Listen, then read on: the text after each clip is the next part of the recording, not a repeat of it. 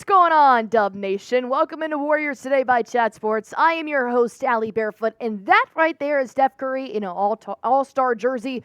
But unfortunately, last night, TNT did reveal the East and the Western Conference all-star starters, and Steph Curry was not named as one of them, which was mind-blowing to me because I can't remember the last time, other than 2019, 2020, where Steph Curry was fully healthy and not named a starter. So overall, I want to break that down the first half of the show, but the second half of the show, I do want to talk about potentially the other Splash Brother. So let's break down what All-Star Curry has meant to the Bay Area. He did finish this year second in fan voting, third in player voting, and fourth in media voting.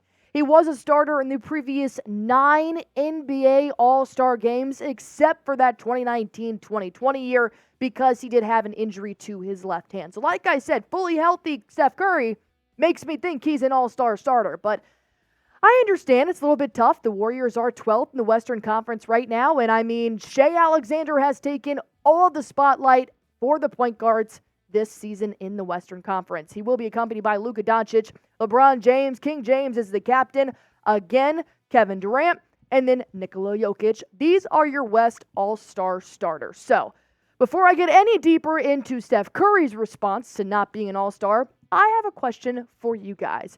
Do you think Steph Curry got snubbed from the All-Star starters list? Go ahead and comment why or why not. And there are amazing talents who are actually on that starter list. Of course, they should be. They're all all-stars. But I cannot imagine not having Steph Curry in that starting five. It's just weird to me. So go ahead and comment why you think he got snubbed, or comment why you don't think he got snubbed.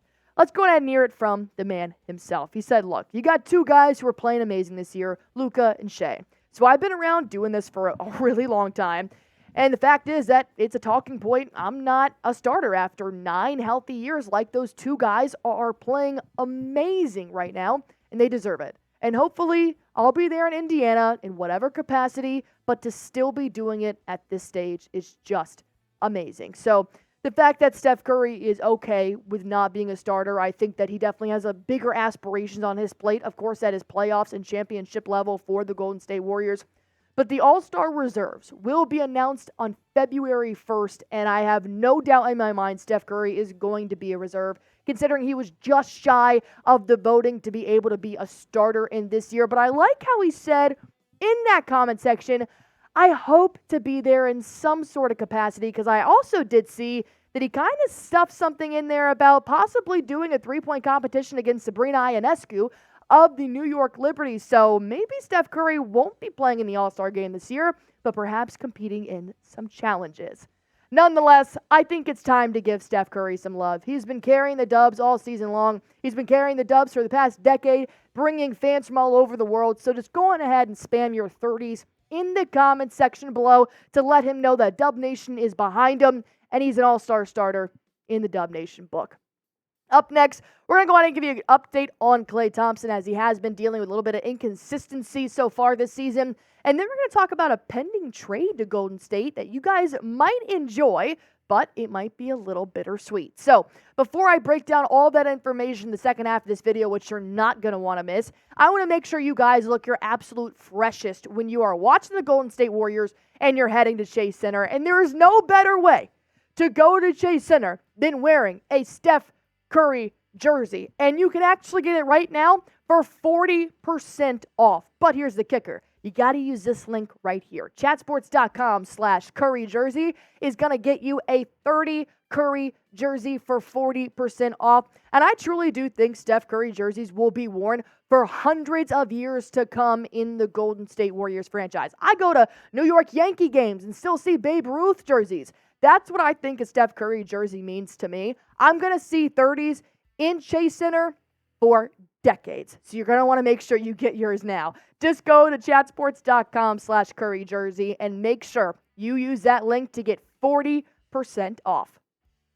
Is Klay Thompson coming back to the Bay Area after this season to rejoin his Splash Brother in more years to come? Because as you guys know, the NBA trade deadline is February 8th, and then he will be a free agent by the end of the year if they do not reach another contract. And the reason why I'm bringing this up again is because there has been some quotes from Klay Thompson in his own words about what he means in the NBA. And here's the thing. I'm just going to break this down real quick. I truly do think the Warriors are going to keep Klay Thompson up until there might be a trade in the table that Mike Dunleavy can't refuse. I mean, they haven't explicitly said he's off limits yet. They said everybody but Curry is available. So I feel like if Dunleavy got the right amount of pieces to help the Warriors right now, it could be sayonara to the second Splash Brother. But here's what Anthony Slater had to say about his conversation with Klay Thompson during his interview. And here's what he said Klay Thompson said.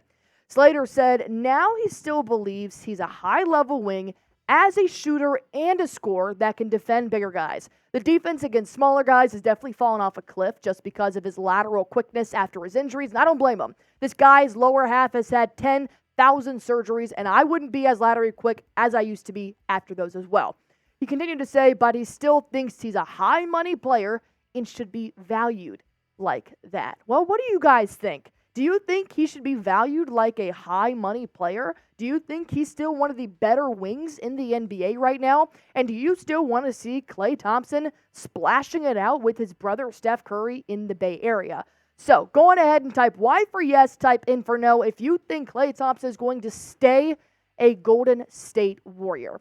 Because when I think of the perfect trade here that Dunleavy would have to be able to say, Klay, thank you for what you've done the past decade. We hope you do well in the next team. There's really only one player that salary matches and kind of skill matches if you really break it down here, and that player is going to be Zach Lavine.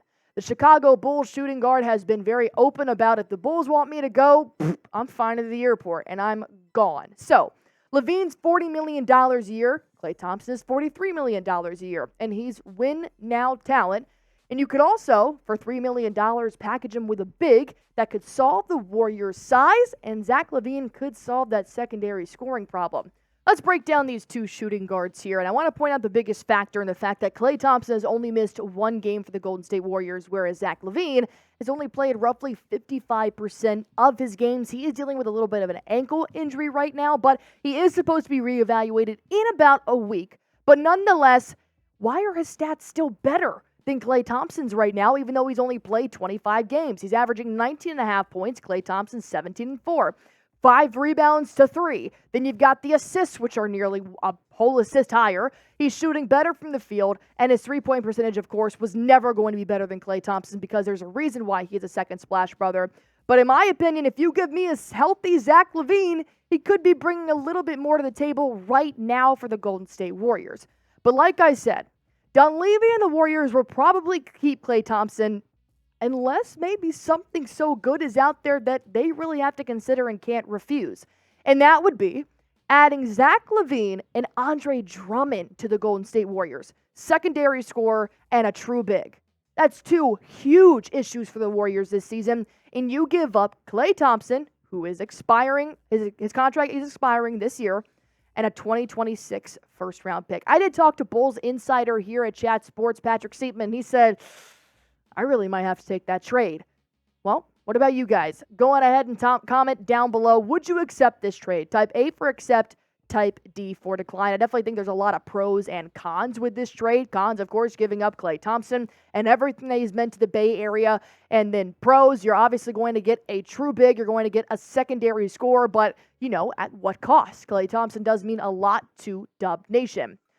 Overall, my opinion of Klay Thompson this season is the fact that he has been very inconsistent with his points, with his assists, with his shooting. We've seen him go 1 for 13 one night. We see him go 17 for 21 the next night. It's a little hard to put your faith in a player like that this year, but I do believe Klay's going to stay with the Warriors, potentially on a lot smaller contract that he may not even want to do, but I don't see them trading him this year, maybe for the Lavine trade. But I see him signing back on as a free agent in the offseason. But hey, that's why you guys subscribe to Warriors Today, because if anything happens, we're going to report about it right here on Warriors Today by Chat Sports, and you're not going to want to miss this. So go on ahead and hit that sub button for me.